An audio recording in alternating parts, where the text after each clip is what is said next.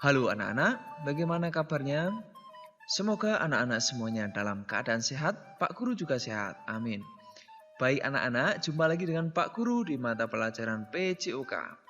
Pada pertemuan ini, kita akan belajar materi PJOK, yaitu jenis cedera dan cara menanganinya.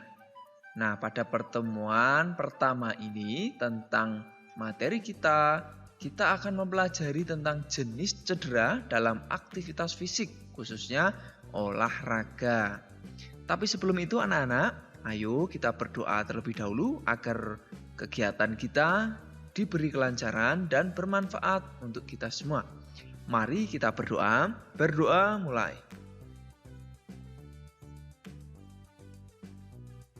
Selesai. Nah, berikutnya anak-anak, Pak Guru akan menyampaikan dulu apa saja tujuan pembelajaran yang akan anak-anak capai dalam pembelajaran ini. Pertama, setelah anak-anak menyimak nanti, anak-anak mampu menunjukkan jenis-jenis cedera dalam aktivitas fisik dan kehidupan sehari-hari. Kedua, anak-anak mampu menjelaskan cara menangani jenis-jenis cedera dalam aktivitas fisik dan kehidupan sehari-hari. Tujuan yang ketiga, anak-anak mampu menjelaskan jenis-jenis cedera dalam aktivitas fisik dan kehidupan sehari-hari. Serta yang terakhir tujuannya adalah anak-anak mampu mendemonstrasikan cara menangani jenis-jenis cedera dalam aktivitas fisik dan kehidupan sehari-hari. Nah, demikian anak-anak untuk tujuan pembelajarannya ya. Sekarang anak-anak pastikan menyimak materi dari Pak Guru sampai selesai agar pada pertemuan pertama ini anak-anak paham dan bisa benar-benar mencapai tujuan pembelajaran ini. Bagaimana? Sudah siap anak-anak? Baik, kita mulai ya.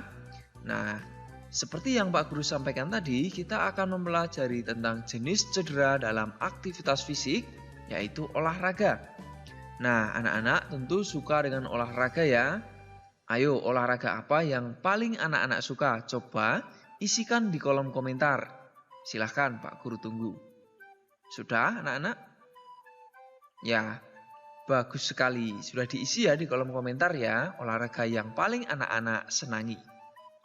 Nah, pada kegiatan olahraga tentu terkadang kita akan mengalami yang namanya cedera. Ya. Nah, cedera ini anak-anak ada bermacam-macam. 1. Memar. Memar adalah keadaan cedera yang terjadi pada jaringan ikat di bawah kulit. Memar biasanya karena benturan atau pukulan pada kulit. Memar menimbulkan daerah kebiru-biruan atau kehitaman pada kulit. Nyeri karena luka memar biasanya ringan sampai sedang dan pembekakan yang menyertai sedang sampai berat. Memar ini dapat terjadi pada daerah kepala, bahu, siku, tangan, dada, perut, dan kaki.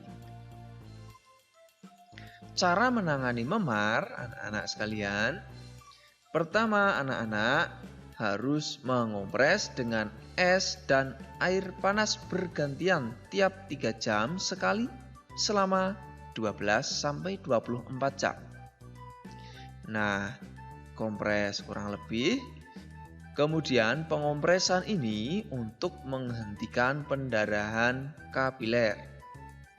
Istirahat untuk mencegah cedera lebih lanjut anak-anak. Jadi kalau ada cedera terjadi pada kita, ya anak-anak bisa menanganinya pertama dengan mengompres. Setelah itu istirahat jangan lupa karena untuk mencegah agar cedera tidak semakin parah. Istirahat ini juga mempercepat pemulihan jaringan lunak yang rusak anak-anak. Kemudian yang penting juga hindari benturan di daerah cedera saat beraktivitas fisik anak-anak. Nah, yang berikut ada cedera otot anak-anak. Cedera otot terdiri atas cedera otot tendon dan cedera otot ligamen. Otot tendon menghubungkan otot dan sendi atau otot dan tulang. Otot ligamen mengikat tulang dan persendian. Jadi, anak-anak bisa membedakan ya, apa itu otot tendon dan otot ligamen setelah apa yang Pak Guru sampaikan ini tentunya. Penanggulangan cedera otot dengan mengistirahatkan bagian cedera dan mengompresnya dengan es. Begitu ya anak-anak kalau anak-anak mengalami cedera otot. Nah, cedera otot lain adalah kram otot. Ayo anak-anak, apakah anak-anak pernah mengalami kram otot?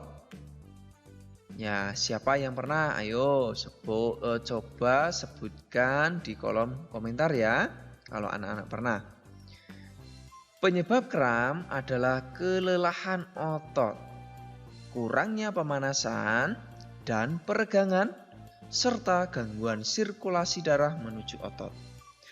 Di sini anak-anak bisa menganalisa bahwa penyebab kram ini kelelahan otot. Jadi anak-anak jangan sampai terlalu lelah kalau berolahraga.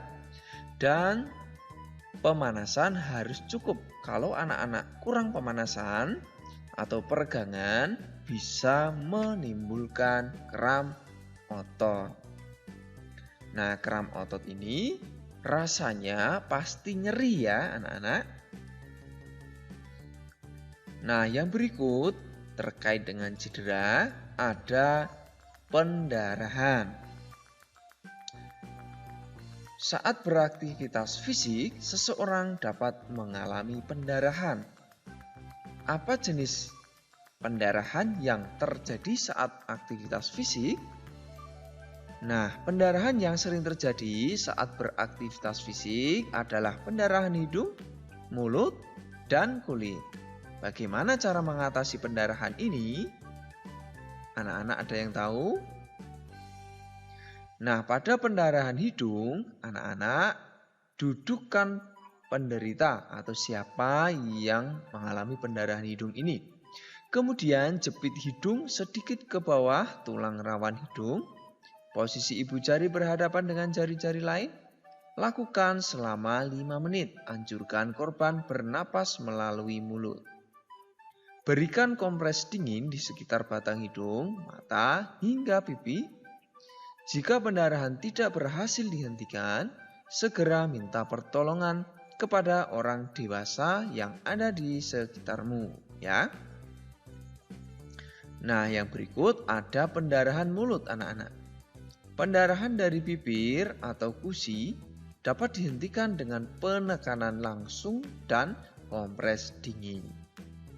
Jika terdapat gigi goyang atau fraktur, gigi tidak dicabut. Korban dibawa ke klinik atau rumah sakit untuk ditangani ahlinya, yaitu dokter gigi. Paham ya anak-anak kalau terjadi pendarahan seperti ini contohnya? Baik. Berikutnya anak-anak ada kehilangan kesadaran. Nah, jika wajah orang yang pingsan pucat karena kelelahan atau lapar, baringkan di tempat datar, letakkan kepala lebih rendah dari kaki agar darah mengalir ke kepala korban pingsan. Bisa anak-anak lihat di sini. Jika wajah orang yang pingsan memerah, sanggah kepalanya dengan bantal atau sesuatu, tujuannya agar darah mengalir secara normal. Nah, jika korban muntah, miringkan kepala agar muntahan tidak menghalangi pernapasan.